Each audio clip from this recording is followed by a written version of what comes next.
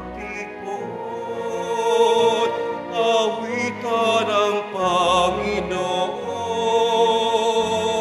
sa piging sariwain, pagliligtas niya sa atin. Sa piging sariwain, pagliligtas niya sa atin. Sa ngalan ng Ama at ng Anak at ng Espiritu Santo. Amen. Sumainyo ang Panginoon. At sumaiyo rin. Mga kapatid, aminin natin lahat ang ating mga kasalanan upang tayo maging marapat gumanap sa banal na pagdiriwang. Sabay-sabay natin dasilin. Inaamin ko sa makapangyarihang Diyos at sa inyo mga kapatid na lubha akong nagkasala sa isip, sa salita at sa gawa at sa aking pagkukulang. Kaya isinasama ko sa mahal na Birheng Maria, sa lahat ng mga anghel at mga banal, at sa inyo mga kapatid, na ako'y panalangin sa Panginoong ating Diyos. Kaawaan tayo ng makapangyarihang Diyos, patawarin tayo sa ating mga kasalanan, at patnubayan tayo sa buhay na walang hanggan. Amen. Panginoon, kaawaan mo kami. Panginoon, kaawaan mo kami. Kristo, kaawaan mo kami. Kristo, kaawaan mo kami. Panginoon, kaawaan mo kami. Panginoon, kaawaan mo kami. Kaawaan tayo ng makapangyarihang Diyos, patawarin tayo sa ating mga kasalanan, at patnubayan tayo sa buhay na walang hanggan. Amen. Manalangin tayo. Ama naming makapangyarihan, para mo ng awang ilayo sa amin araw-araw ang lahat ng mga sumasalungat sa amin at humahadlang upang ang aming buong katauhan ay magkaroon ng kalayaan para kusang sundin ang iyong kalooban sa pamamagitan ni Jesucristo kasama ng Espiritu Santo magpasawalang hanggan. Amen. Magsiupo muna ang lahat. Pagbasa mula sa ikatlong sulat ni Apostol San Juan. Mahal kong kaibigang Gayo, ang iyong paglilingkod sa mga kapatid, kahit hindi mo kilala, ay nagpapatunay na tapat ka. Nagpatotoo sila sa simbahan rin tungkol sa iyong pag-ibig. At lalong mabuti kung matulungan mo sila sa kanilang paglalakbay, gaya ng nararapat sa mga lingkod ng Diyos. Sapagkat humayo sila sa ngalan ni Kristo na hindi tumatanggap ng anumang tulong mula sa mga di kumikilala sa Diyos. Dapat natin silang tangkilikin upang tayo'y makatulong sa pagpapalaganap ng katotohanan. Ang salita ng Diyos. Salamat sa Diyos. Mapalad siya na may takot sa Diyos na magandang loob.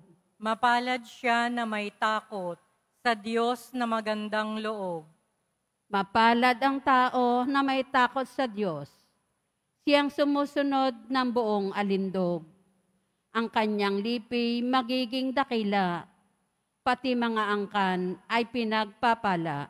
Mapalad siya na may takot sa Diyos na magandang loob. Magiging sagana sa kanyang tahanan. Katarungan niya'y walang katapusan. Ang taong matuwid may bait at habag, kahit sa madilim, taglay ay liwanag. Mapalad siya na may takot sa Diyos na magandang loob. Ang mapagpautang nagiging mapalad. Kung sa hanap buhay siya'y laging tapat. Hindi mabibigo ang taong matuwid, di malilimutan kahit isang saglit. Mapalad siya na may takot sa Diyos na magandang loob. Magsitayo na po ang lahat.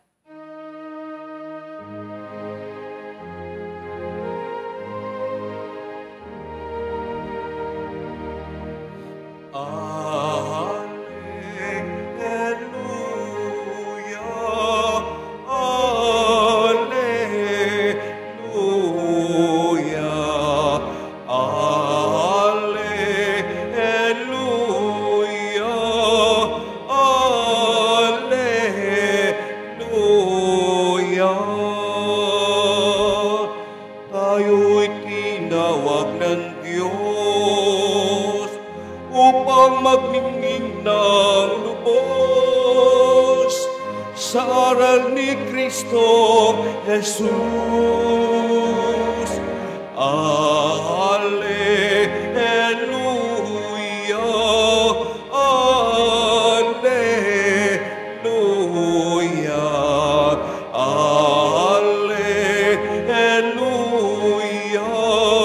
alleluia.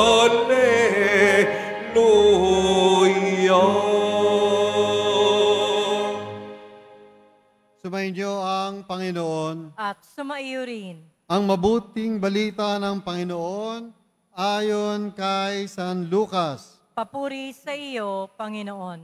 Noong panahong iyon, isinaysay ni Jesus sa kanyang mga alagad ang isang talinghaga upang ituro sa kanila na dapat silang maging lagi at huwag mapanghinawa. Sa isang lunsod, wika niya, may isang hukom na hindi natatakot sa Diyos at walang taong iginagalang. Sa lunsod ding yon ay may isang babaeng balo na punta ng punta sa hukom at humihingi ng katarungan.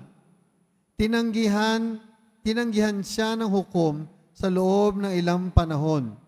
Ngunit, nang malaunan, ay nasabi nito sa sarili, bagamat hindi ako natatakot sa Diyos, ni gumagalang kanino man, igagawad ko na ang katarungang hinihingi ng babaeng ito sapagkat lagi niya akong ginagambala. Baka pa ako mainis sa kapaparito niya.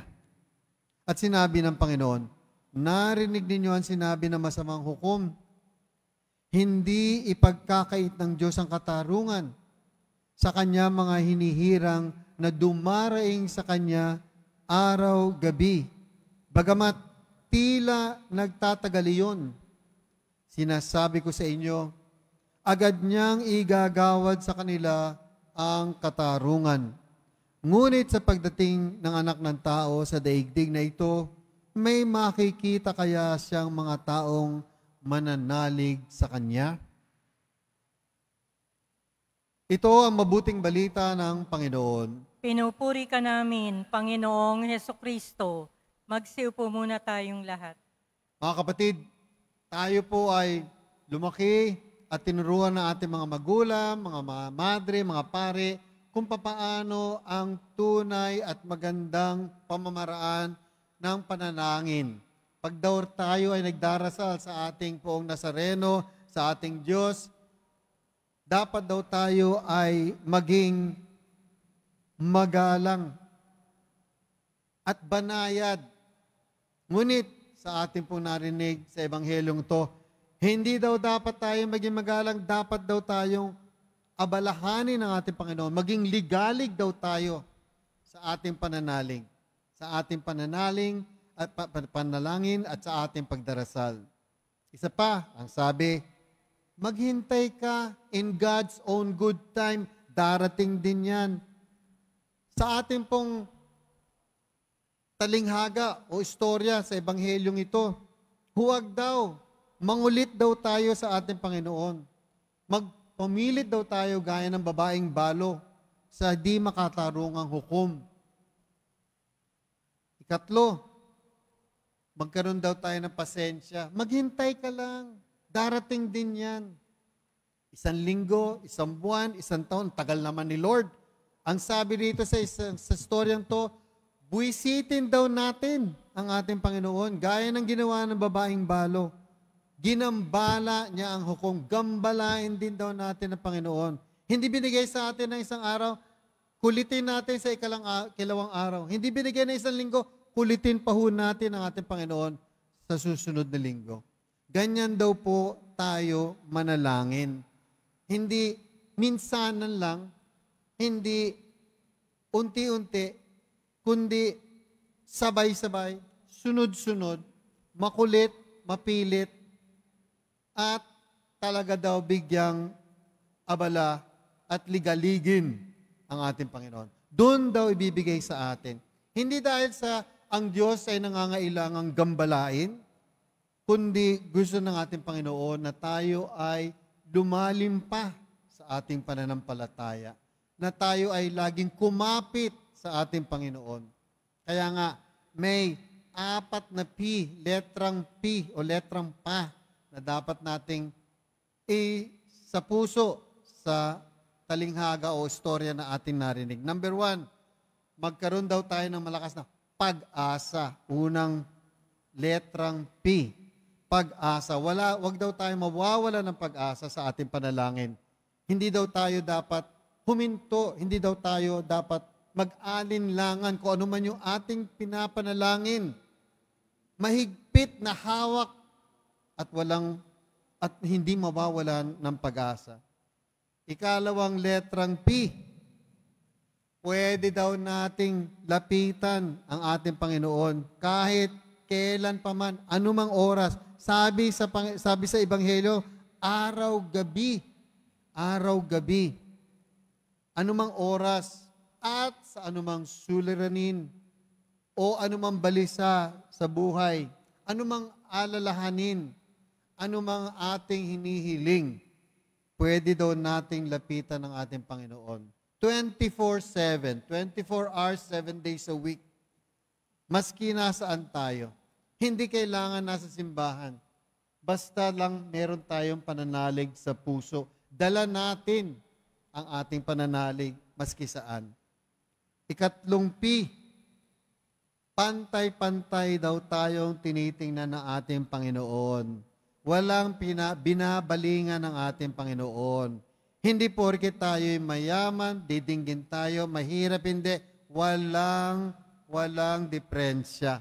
Pantay-pantay ang tingin sa atin. Matanda man o bata, may pinag-aralan man o mangmang, tanyag man o di kilala, lahat tayo ay dinidinggan ng ating Panginoon. Kaya nga po, gusto ng ating Panginoon na tayo'y lumapit sa Kanya, ipakita natin ang ating pananampalataya sa ating Panginoong Jesus Nazareno. Sapagkat dito lang natin mapapakita ang ating pananalig ay nababatay sa ating pagmamahal.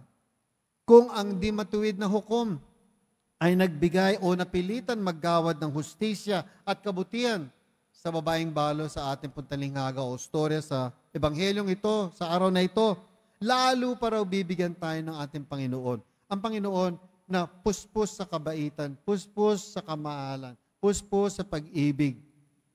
Kung ang mga masasamang tao ay nakakagawa ng kabutihan, lalo pa raw ang ating Panginoong Diyos kung ating lampong hihilingin sa Kanya.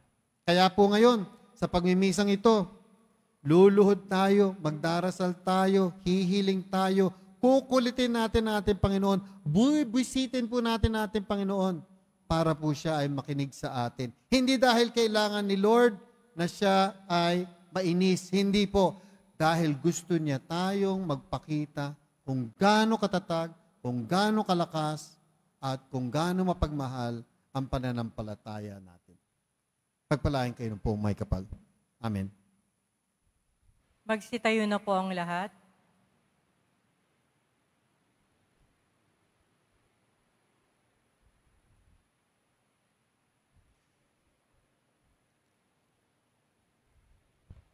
Minamahal kong mga kapatid, manlalangin tayo ng walang humpay at huwag mawala ng pag-asa. Sabi ko nga po sa ating homilya, sapagkat ibibigay ng Diyos ang katarungan sa kanyang mga hinirang na tumatawag sa kanya araw at gabi. Pinalalakas ang ating loob ng katuruan ito ng ating Panginoon. Ngayon, lumapit tayo sa Ama, dala ang ating mga kahilingan.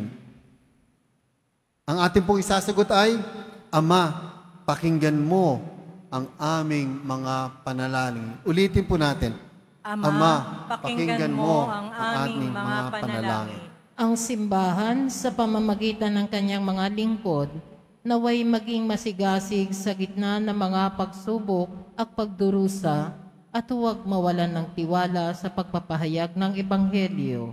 Manalangin tayo. Ama, pakinggan mo ang aming mga panalangin. Ang mga pinanghihinaan ng loob at natutuksong sumuko sa pagsusumikap na mamuhay ng mabuti, naway makatagpo ng bagong lakas sa pananampalataya sa Diyos. Manalangin tayo.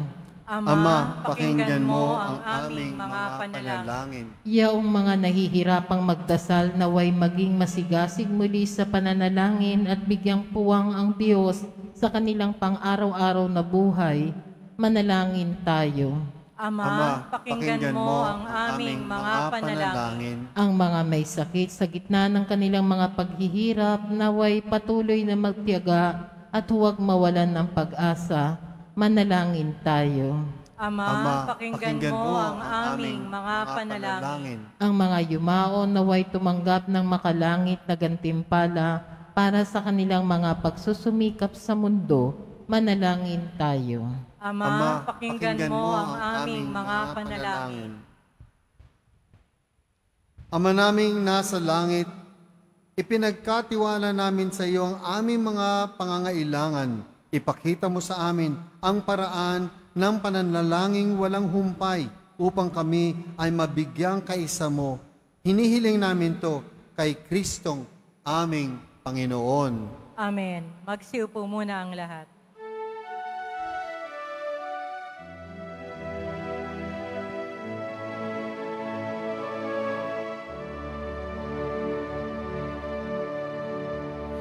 Salamat sa iyo, aking Panginoong Hesus. Ako'y inibig mo at inaking loob. Ang tanging alay ko sa iyo, aking Ama, ay buong buhay ko, puso at kaluluwa. Di makaya ng maipagkaloob, mamaliyas, inikintong nilokob ang aking dalangin. O Diyos ay tanggapin ang tanging alay ko, naway gamitin. Ito lamang, Ama, wala nang iba pa akong inihiling. Manalangin Kita niyo na kayo po ang mga lahat. kapatid upang ang paghahain natin ay kalugdan ng Diyos sa mga makapangyarihan. Tanggapin nawa ng Panginoon itong paghahain sa iyong mga kamay, sa kapurihan niya at karangalan, sa ating kapakinabangan, at sa buong sambayanan niyang banal. Ama naming lumikha, kalugdan mo ang paghahain ng mga natitipon dito upang ang aming ginaganap na pag-aalay sa sarili ng anak mo ay aming pakinabangan sa kanyang pamamagitan kasama ng Espiritu Santo magpasawalang hanggan. Amen. Sumainyo ang Panginoon. At sumaiyo rin. Itaas sa Diyos ang inyong puso at diwa. Itinaas na namin sa Panginoon. Pasalamatan natin ang Panginoong ating Diyos. Marapat na siya ay pasalamatan. Ama naming makapangyarihan, tunay ngang marapat na ikaw ay aming pasalamatan sa iyong paglingap at kagandahang loob. Ang tao'y nilikhamot, pinangasiwa sa sansinukob. Sa hangad mong siya'y iwastong lubos, siya'y pinagdusa mo sa kanyang pagtalikod, sa iyong paggiliw, iyong ipinahintulot na makabalik siya sa pamamagitan ni Kristo Jesus. Kaysa ng mga anghel na nagsisiawit ng papuri sa iyo ng walang humpay sa kalangitan, kami nagbubunyi sa iyong kadakilaan. Santo, Santo, Santo, Panginoong Diyos ng mga hukbo, napupuno ang langit at lupa ng kadakilaan mo. O sana sa kaitaasan, pinagpala ang naparirito sa ngalan ng Panginoon. O sana sa kaitaasan, magsiluhod po ang lahat. Ama naming banal, ikaw ang bukal ng tanang kabanalan, kaya't sa pamamagitan ng iyong Espiritu, gawin mong banal ang mga kaloob na ito upang para sa amin maging katawan at dugo ng aming Panginoong Hesu Kristo. Bago niya pinagtiis ang kusang loob na maging handog, hinawakan niya ang tinapay, pinasalamatan kanya, pinaghati-hati niya iyon, iniabot sa kanyang mga alagad at sinabi, tanggapin ninyong lahat ito at kanin. Ito ang aking katawan na ihahandog para sa inyo.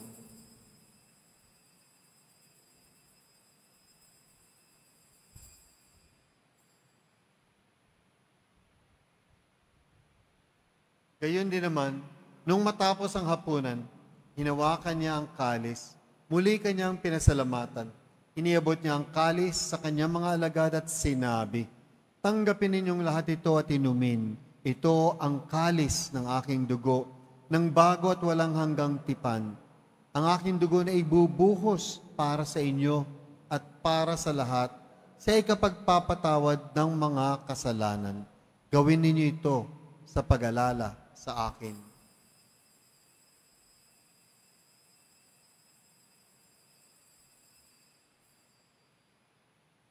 Magsitayo na po ang lahat. Ipagbunyin natin ang misteryo ng pananampalataya. Si Kristo'y namatay, si Kristo'y nabuhay, si Kristo'y babalik sa wakas ng panahon. Ama, ginagawa namin ngayon ang pag-alala sa pagkamatay at muling pagkabuhay ng iyong anak, kaya tinaalay namin sa iyo ang tinapay na nagbibigay buhay at ang kalis na nagkakaloob ng kaligtasan. Kami nagpapasalamat dahil kami iyong minarapat na tumayo sa harap mo para maglingkod sa iyo. Isinasamo namin kaming magsasalo-salo sa katawan at dugo ni Kristo ay mabuklod sa pagkakaisa sa pamagitan ng Espiritu Santo. Ama, lingapin mo ang iyong simbahang laganap sa buong daigdig.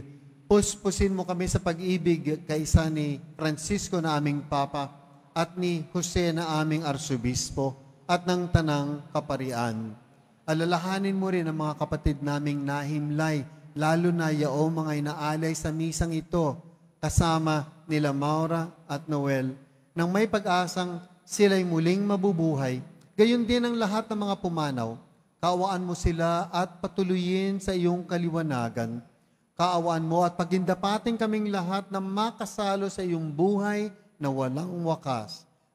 Kaysa ng mahal na Birheng Maria na ina ng Diyos, nakabiyak ng puso niyang si Jose, kaysa ng mga apostol ni San Juan Bautista, at ang lahat ng mga banal na namuhay dito sa daigdig ng kalugod-lugod sa iyo, may pagdiwang nawa namin ang pagpupuri sa ikararangal mo sa pamamagitan ng iyong anak na aming Panginoong Heso Kristo. Sa pamamagitan ni Kristo, kasama niya at sa Kanya, ang lahat ng papuri at parangalay sa iyo, Diyos Ama makapangyarihan, kasama ng Espiritu Santo, magpasawalang hanggan.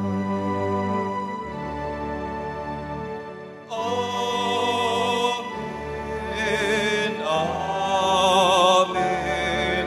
Amen.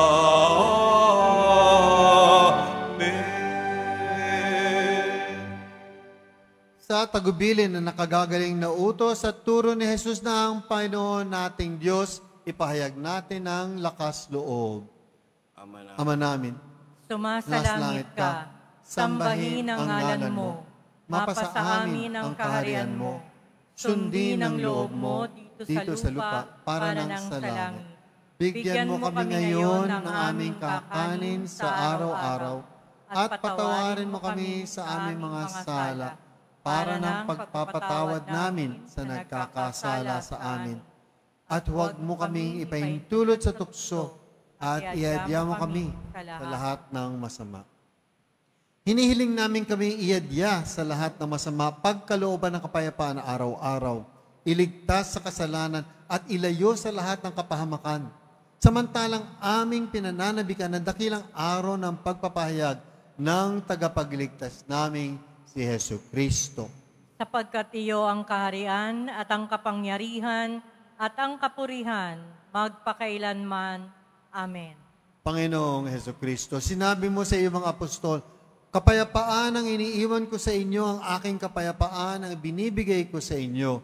tunghayan mo ang aming pananampalataya at huwag ang aming pagkakasala. Pagkalooban mo kami ng kapayapaan at pagkakaisa ayon sa iyong kalooban, kasama ng Espiritu Santo, magpasawalang hanggan. Amen. Ang kapayapaan ng Panginoon ay laging sumainyo. At sumaiyo rin. Magbigayan po tayo ng kapayapaan sa isa't isa. Kapayapaan po. Kordero ng Diyos na nag-aalis ng mga kasalanan ng sanlibutan, maawa ka sa amin. Kordero ng Diyos na nag-aalis ng mga kasalanan ng sanlibutan, maawa ka sa amin. Kordero ng Diyos na nag-aalis ng mga kasalanan ng sanlibutan, ipagkaloob mo sa amin ang kapayapaan. Magsiluhod po ang lahat.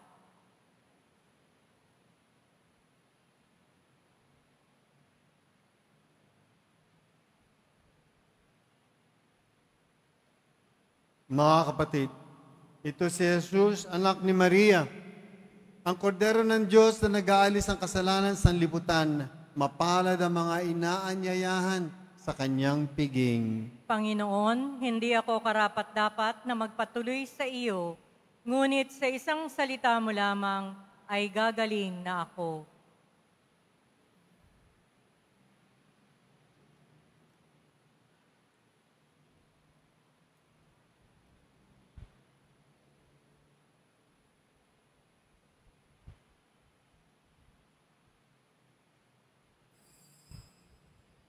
Para sa lahat ng tatanggap ng banal na komunyon, sasagot po tayo ng Amen.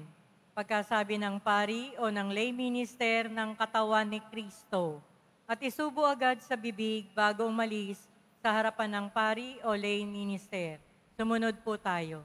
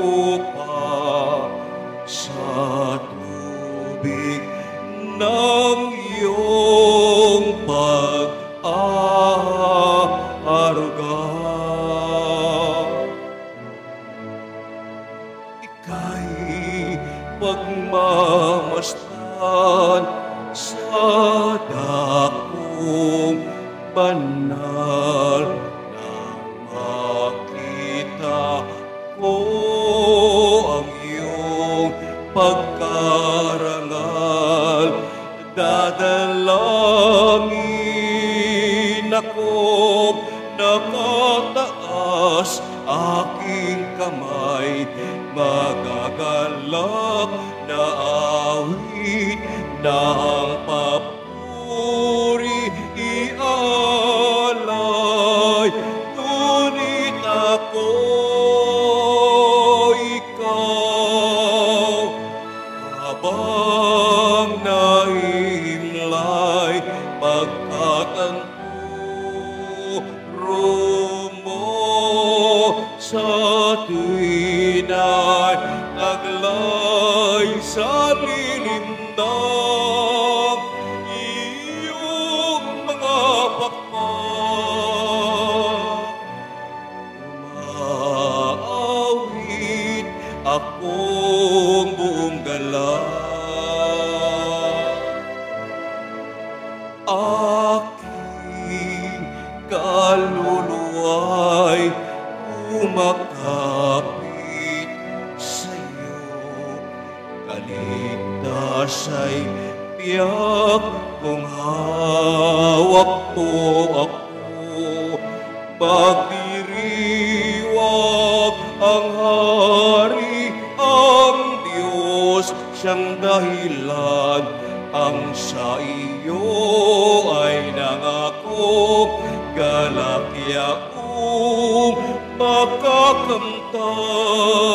Ngunit ako, ikaw, habang nahihimlay, pagkat ang turo mo sa tuwin ay taglay sa nilim ng iyong mga pakpak. Umaawit, umaawit, umaawit akong buong galang.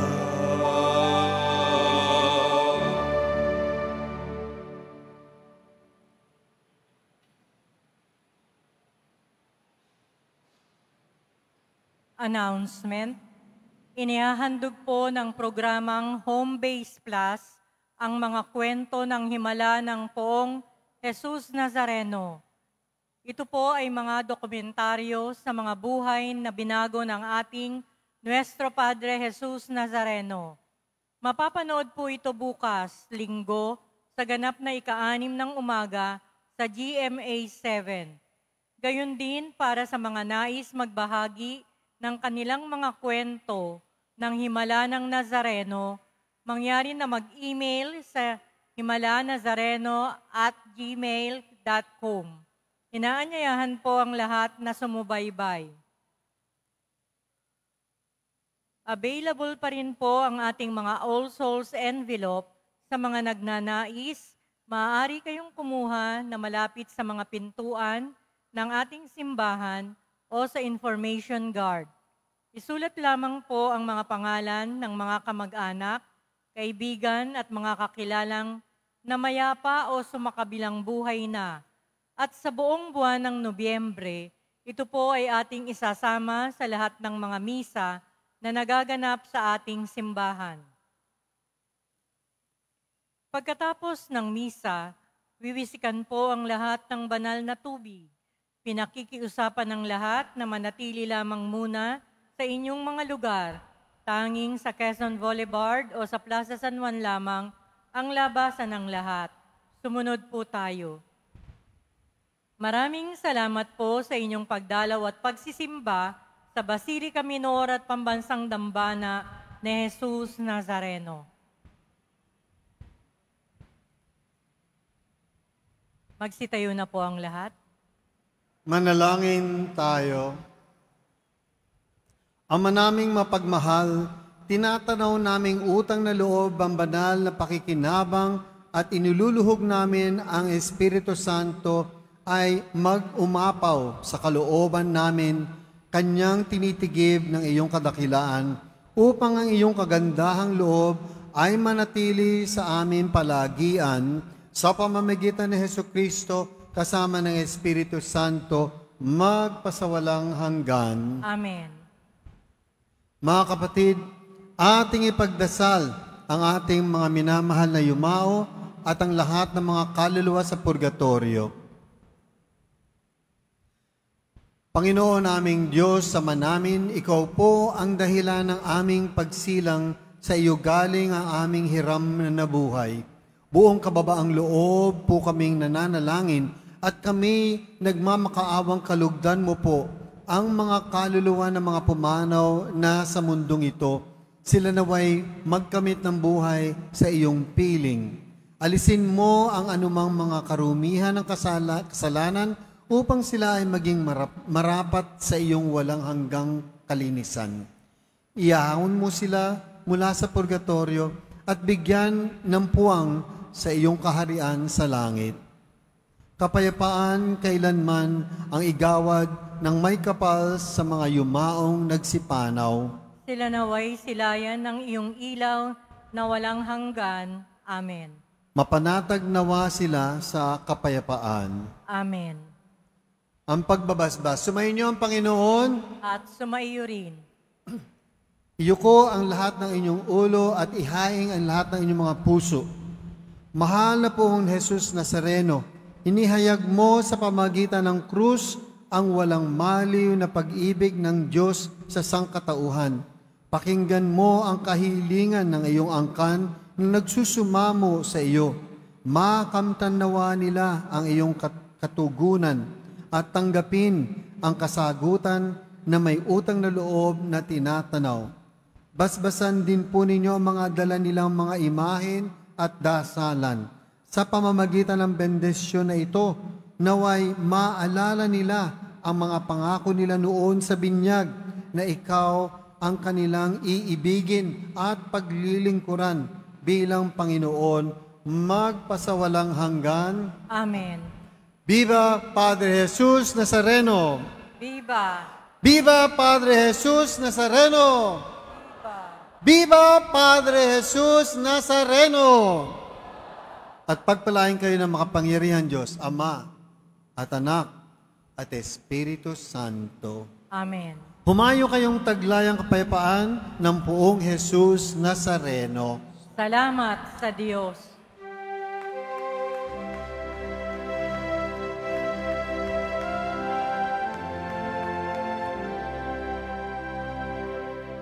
Nuestro Padre Jesús Nazareno, sinasamba ka namin,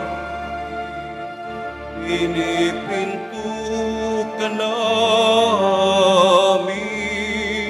aral mo ang aming buhay at kaligtasan. Nuestro Padre Jesus Nazareno, iligtas mo kami sa kasalanan.